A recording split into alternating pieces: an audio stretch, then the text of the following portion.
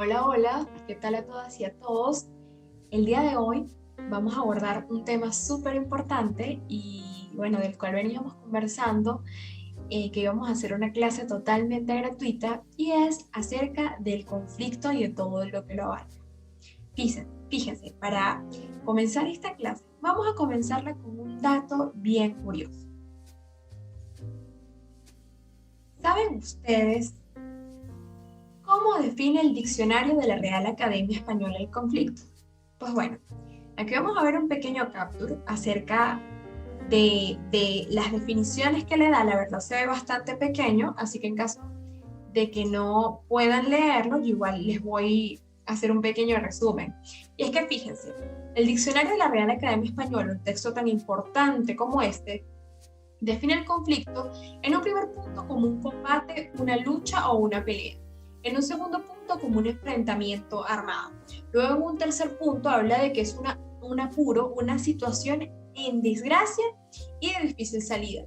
Para finalmente en un cuarto punto definirlo como un problema o una cuestión o materia de discusión.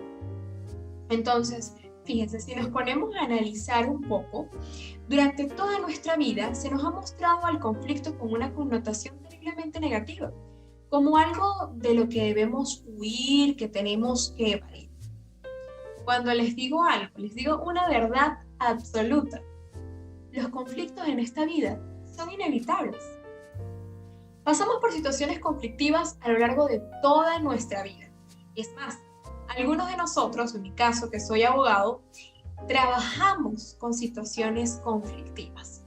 Entonces, ¿no creen ustedes que si el conflicto es algo inevitable, con lo que debemos lidiar, y de por sí con lo que debemos lidiar a lo largo de toda nuestra vida, y con lo que inclusive muchísimas veces muchos de nosotros trabajamos, y bueno, me atrevería a decir que los abogados, porque inclusive su trabajo muchísimas veces se basa en el conflicto, pero todos en nuestros trabajos tenemos conflictos que resolver, ¿no? Desde los conflictos más pequeñitos, como por ejemplo, eh, mira, yo quiero café con leche, yo quiero café negro, hasta conflictos mucho mayores. El conflicto definitivamente forma parte de nuestra vida, de nuestros trabajos, de nuestras relaciones sentimentales. Entonces, si es inevitable, en vez de evadirlo, lo mejor no es buscar la manera más óptima para abordarlo.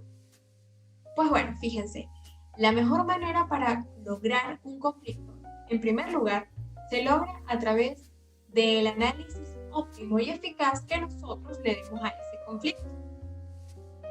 ¿Qué les parece si para comenzar nuestro análisis del conflicto, o mejor dicho, antes de entrar en materia, definimos realmente qué es un conflicto?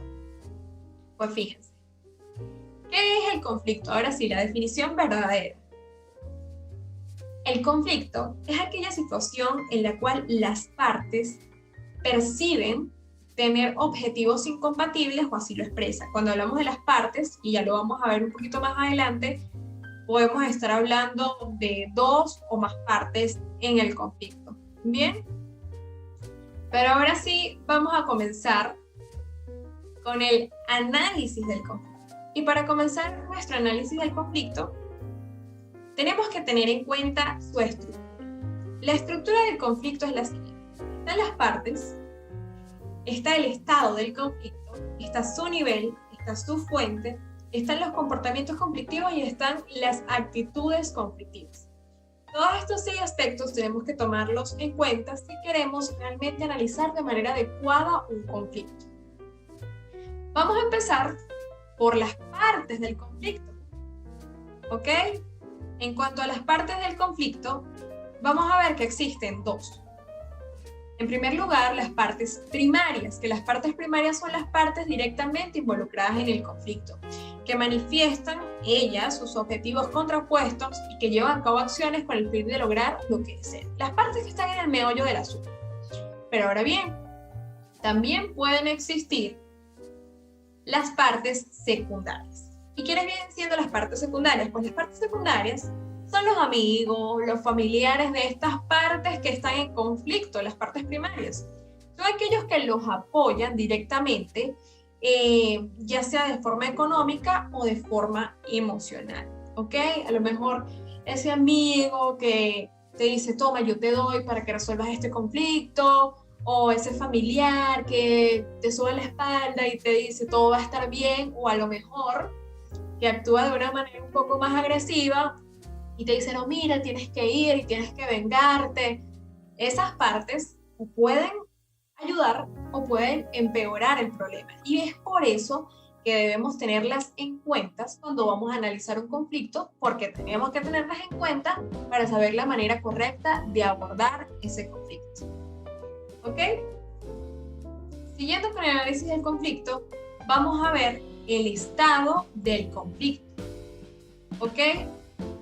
¿Y qué entendemos por el estado del conflicto? Pues fíjense, sucede que solemos ver el conflicto como un sinónimo de problema, de desacuerdo, de crisis, de agresión y de violencia, cuando estos son solo características que pueden o no pueden acompañar a un conflicto.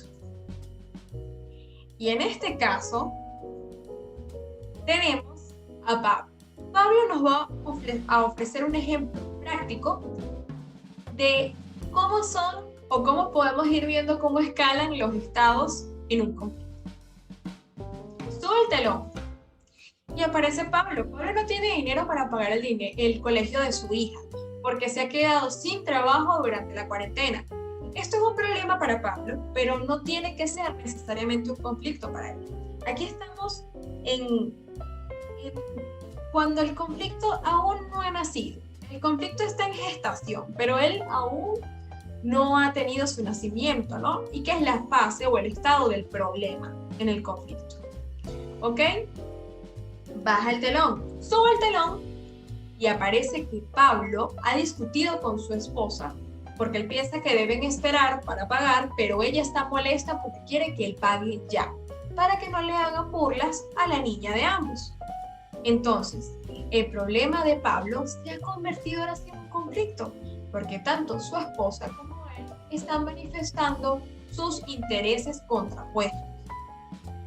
Ya existe un desacuerdo e inclusive podríamos decir que este conflicto ya ha entrado en crisis, ya está en estado de crisis. ¿Por qué? Porque tanto Pablo como su esposa cayeron en una discusión a causa de esta diferencia de intereses que tienen ambos.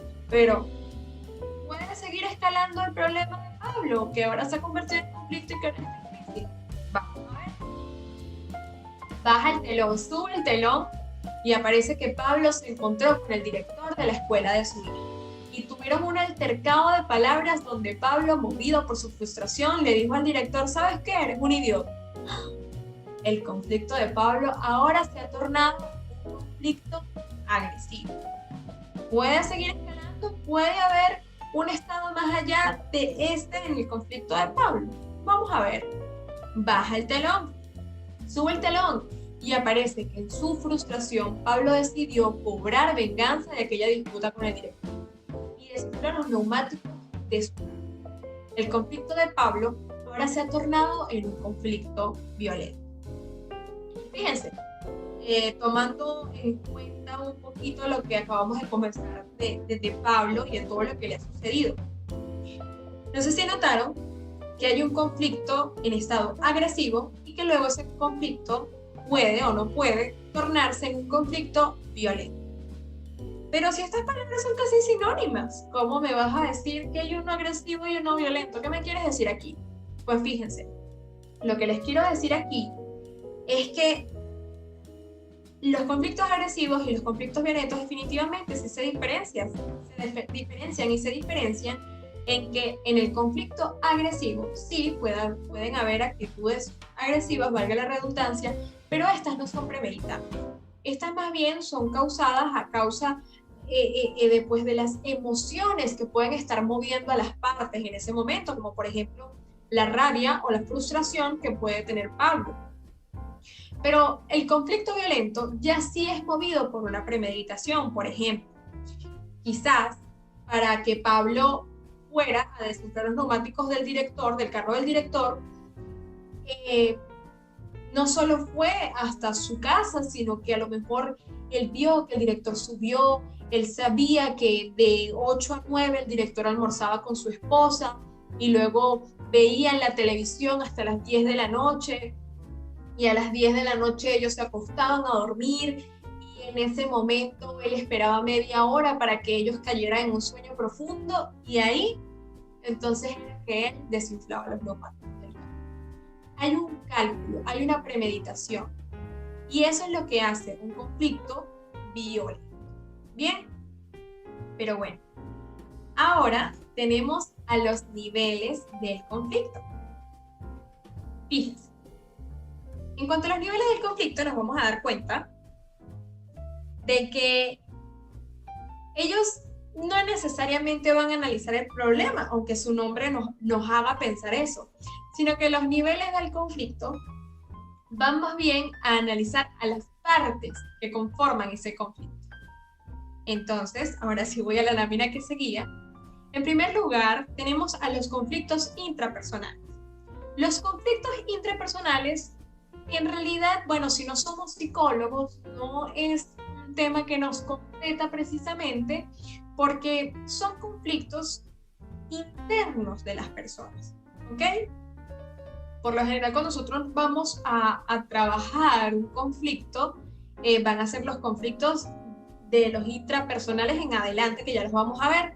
Pero los conflictos intrapersonales es ese ser o no ser, es todo ese tipo de conflictos, de diferencias que tenemos con nosotros mismos y que definitivamente sí son materia ya para el área psicológica, ¿no? Pero que igual es importante que sepamos que forma parte de los niveles del conflicto. Ahora bien, en cuanto a los que nos compete, tenemos a los conflictos interpersonales. Los conflictos interpersonales son los conflictos que se dan entre dos partes que manifiestan sus intereses contrapuestos. ¿Ok? Estos conflictos se pueden dar entre dos amigos, entre esposa y esposo, madre e hijo, padre e hijo, etcétera, etcétera, etcétera. Todos esos tipos de conflictos que abarcan a dos partes. Pero bien, luego esto escala a un siguiente nivel y tenemos a los conflictos intragrupales. Los conflictos intragrupales son esos conflictos que ocurren dentro de un grupo. Por ejemplo, tenemos a esos herederos que están discutiendo acerca de la masa hereditaria de su padre o madre que ha muerto y están en ese conflicto cada uno jalando por su lado, porque este quiere más, este le parece que el otro debe tener menos, etcétera, etcétera, etcétera. Este piensa que como se ha quedado con sus padres, como ha sido el que los ha cuidado, él debe de tener más. Y así, eso se convierte, bueno, en una jauría de lobos, lamentablemente en muchas ocasiones. Entonces, ese tipo de conflictos es un conflicto intergrupal porque ellos son un grupo, forman parte de todos ellos, de los herederos de esta persona que lamentablemente fallece, pero que a su vez cada uno está jalando por su lado. Luego vamos a encontrarnos con los conflictos intergrupales. Los conflictos intergrupales son los que se van a dar entre un grupo y otro. Y por un grupo y otro puede ser una organización, puede ser como tal un grupo, una organización y otra, un grupo y otro, o inclusive entre una nación y otra. Como por ejemplo, tenemos los conflictos armados que hay entre las naciones, o tenemos estos conflictos que se suscitan entre un partido político que representa un grupo y otro. Conflictos intergrupales, choque de grupos. ¿Bien? Y por último, en cuanto a los niveles del conflicto, nos vamos a conseguir con los conflictos fronterizos. Los conflictos fronterizos son los que se van a dar mixtos. Es decir, van a pasar las fronteras de los niveles del conflicto mezclando un nivel con otro. Como por ejemplo, no sé si hemos visto esas demandas colectivas en que hay un montón de demandantes y un solo demandado. Hay el conflicto fronterizo grupal con individual, ¿no? Y también puede pasar viceversa, ¿no? A lo mejor los demandados son un montón y el demandante es uno solo. Entonces, en ese tipo de casos vamos a entender que los conflictos son fronterizos, han pasado las fronteras de sus niveles. Bien, una vez teniendo en cuenta cuáles son cuál es el nivel que tenemos en ese conflicto y cuáles son sus partes y cuál es su estado. Evidentemente, el estado es súper importante. Vamos a ver cuáles son las fuentes o la fuente de ese conflicto. Aquí vamos a ver que las fuentes pueden ser varias. Y por fuente tenemos que entender qué es lo que le da nacimiento a ese conflicto. Bien, entonces como fuentes del conflicto vamos a conseguir 6. Tenemos los hechos, que los hechos se van a dar a causa de percepciones diferentes de las realidades en cuanto a un hecho. Un ejemplo perfecto para esto, un choque que hay entre dos vehículos, donde un conductor culpa al otro, tú fuiste. ¿Por qué? Porque cada uno está hablando desde su propia perspectiva de la realidad, desde su propia perspectiva de cómo ha ocurrido el hecho. Ahí tenemos entonces un conflicto que se ha ocasionado a causa de la fuente de los hechos. Luego tenemos los conflictos basados en las necesidades humanas básicas, teniendo en cuenta las necesidades humanas básicas, como lo son los alimentos, el vestido, oyéndolos quizás hacia un punto de vista más personal, las libertades, las necesidades de opiniones contrapuestas, ¿no? Entonces todo eso, vamos a darnos cuenta que evidentemente nosotros vamos a necesitar cubrirlo. Y un ejemplo perfecto de un conflicto ocasionado por las necesidades es ese conflicto que se da entre padres que están peleando por la manutención de un menor. Porque el menor tiene unas necesidades que deben ser cubiertas. Y si uno de los progenitores, que es el que le toca cubrir esas necesidades, no tiene la intención de cubrirla, o quizás tiene la intención de cubrirla, pero al progenitor que se está quedando con el menor le parece que no es suficiente, entonces va a haber un conflicto a causa de esa necesidad del menor, que si nos ponemos a analizar, también forma parte de este conflicto, solo que él no forma una parte, podríamos decir, totalmente expresa, porque él no está opinando a pesar de que es afectado a causa de este conflicto. Luego tenemos a los valores como fuentes del conflicto, que son los generados a través de sistemas de creencias incompatibles, como por ejemplo los conflictos religiosos o los conflictos culturales. Yo hablo desde mi creencia religiosa o desde mi creencia cultural, y si tú no tienes la misma creencia que yo, pues lamentablemente va a surgir el conflicto. Luego tenemos a los recursos como fuentes del conflicto, tomando en cuenta no el recurso como fuente del conflicto, sino a la escasez, el control o la posesión de ese recurso. Un ejemplo claro de esto podríamos decir que, por ejemplo, lo que sucedió con el tema de los alquileres. Yo tenía mi casa alquilada desde antes de la pandemia. Sucede la pandemia, mi inquilino lamentablemente pues cae en un estado de escasez en sus recursos económicos y deja de pagarme. Por ende, yo también caigo en una escasez de mis recursos económicos, porque supongan ustedes que yo dependía totalmente, dependía totalmente de que me llegara esa renta para yo sustentarme. Es algo que inclusive ha pasado muchísimo acá en Perú, en donde estoy, y ha pasado alrededor del mundo por el tema de los alquileres, y porque eso ha generado una escasez, o sea, la escasez de recursos en una persona ha generado escasez de recursos en la otra, y evidentemente eso también puede generar un conflicto a causa de la escasez en los recursos. Luego tenemos como fuente del conflicto a las relaciones, específicamente a las connotaciones negativas en cuanto a las emociones que pueden existir en estas relaciones. Y un claro ejemplo de esto vamos a ver que son las relaciones entre pareja, entre madre e hijo, padre e hijo, las relaciones entre las amistades, porque cuando hay conflictos, estos conflictos suelen estar movidos por connotaciones terriblemente negativas. Bien, y luego tenemos los conflictos, por último, en cuanto a las estructuras. Y aquí estamos hablando de estructuras que enmarcan nuestras relaciones. Por ejemplo, no sé si hemos visto estas estas películas asiáticas donde colocan la figura de un hijo, donde quizás lamentablemente el padre ha muerto y ese hijo prácticamente pasa a ocupar el lugar del padre, y entonces cae en una circunstancia de que somete a la madre y a los hermanos menores al punto de abusar eh, para con sus vidas, ¿no? Y se termina convirtiendo en un conflicto porque, mira, no me sometas, tú eres mi hermano, ok, y todo, pero no tienes por qué meterte en mi vida. Entonces ya allí hay un conflicto de estructura, o el conflicto que a lo mejor tenemos en una estructura de una empresa entre una persona de mayor rango con una de menor rango. Y ahí estamos hablando de conflictos formados a raíz de bases estructurales. ¿Ok? Ahora vámonos con los comportamientos conflictivos. Fíjense, en cuanto a los comportamientos conflictivos, vamos a ver qué son los estilos de gestión del conflicto. Cómo yo me comporto en cuanto a el conflicto. Entonces, la primera manera de comportarse o de gestionar un conflicto es la evasión.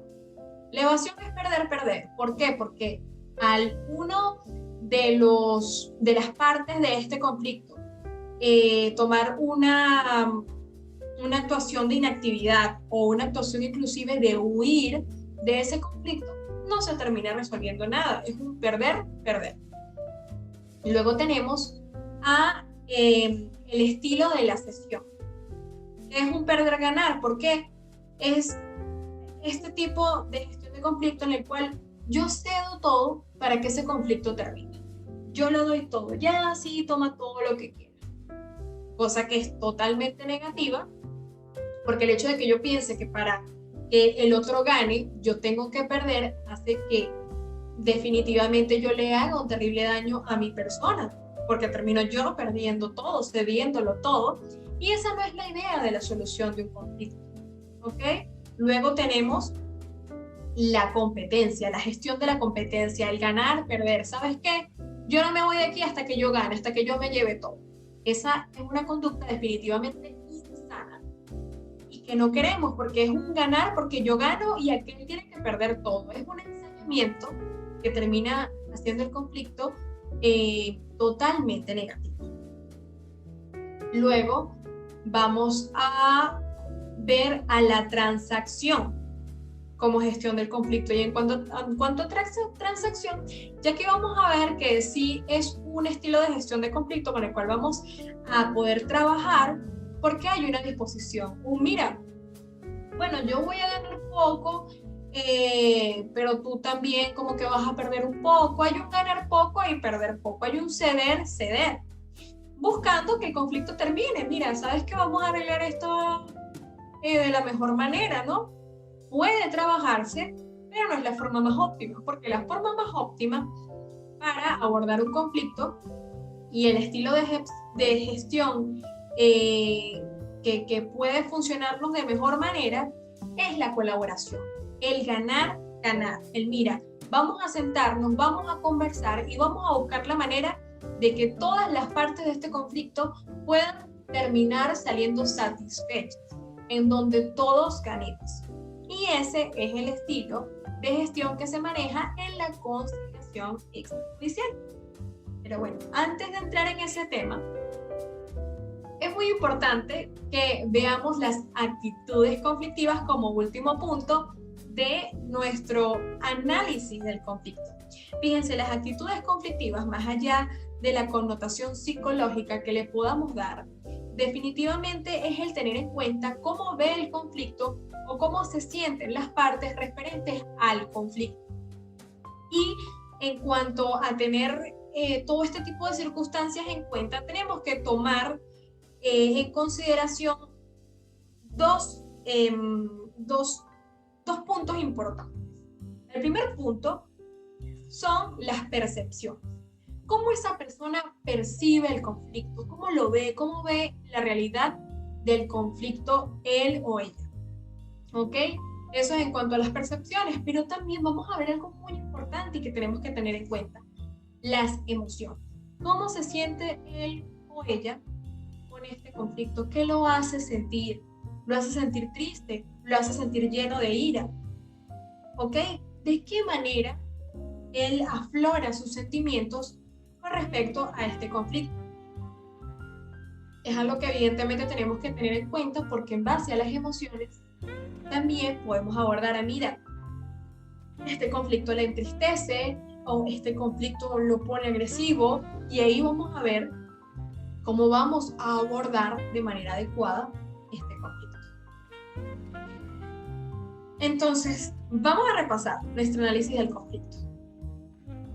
Tenemos que tener en cuenta las partes, que son primarias y secundarias, los niveles, ¿ok? Que son los niveles que hablamos acerca de las partes, es decir, intrapersonales, interpersonales, intergrupales, intragrupales y fronterizos. Luego vamos a ver también los estados. El caso de Pablito: hay problema, hay conflicto, hay crisis, hay un conflicto agresivo, hay un conflicto violento. ¿Qué pasa ahí? Luego tenemos las fuentes. ¿De dónde nace ese conflicto? ¿Es de un hecho? ¿Es de una relación? ¿Es de una estructura? ¿Es de una necesidad? ¿De dónde viene ese conflicto? ¿De dónde nace? ¿Por qué? ¿Por qué está aquí? Tenemos los comportamientos. ¿Cómo actúan las partes? ¿Están siendo evasivas? ¿Están siendo competitivas? ¿Están cediéndolo todo? ¿Están intentando transar? ¿O quizás están colaborando entre ellas? ¿Qué están haciendo las partes? Y por último, pues, las actitudes, que son las percepciones y las emociones.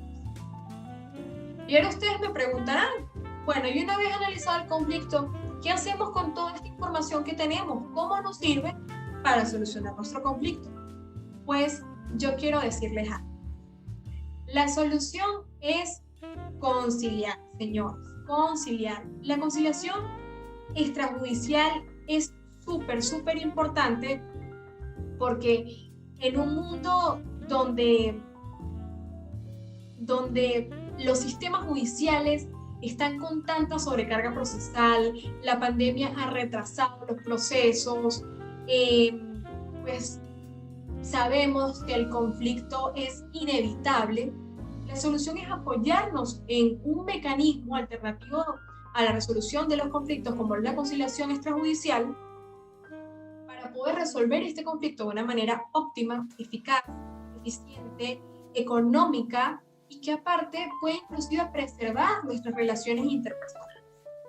Y pues este tema lo vamos a abordar en nuestro próximo curso, llamado La solución es conciliar, del cual permítanme por favor mostrarles un poco, ¿ok?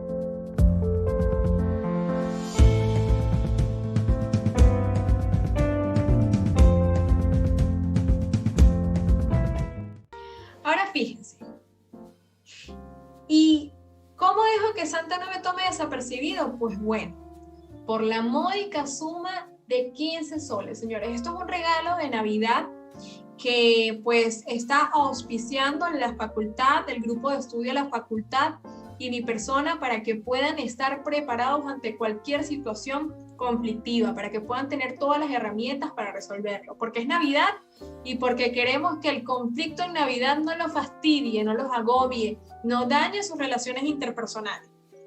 Así que les estamos dando este regalazo, este superprecio para que puedan entrar a su curso de la conciliación extrajudicial y puedan salir con herramientas óptimas, eficaces y eficientes para poder solucionar sus conflictos.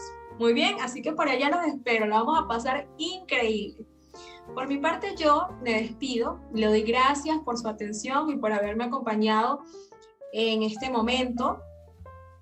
Por favor, si aprendieron algo con esta clase, recuerden compartirlo porque el aprendizaje no está completo si no lo compartimos. Yo nuevamente les doy las gracias por haberme acompañado y ya saben, nos vemos en su curso donde la solución es conciliar. Chao, chao.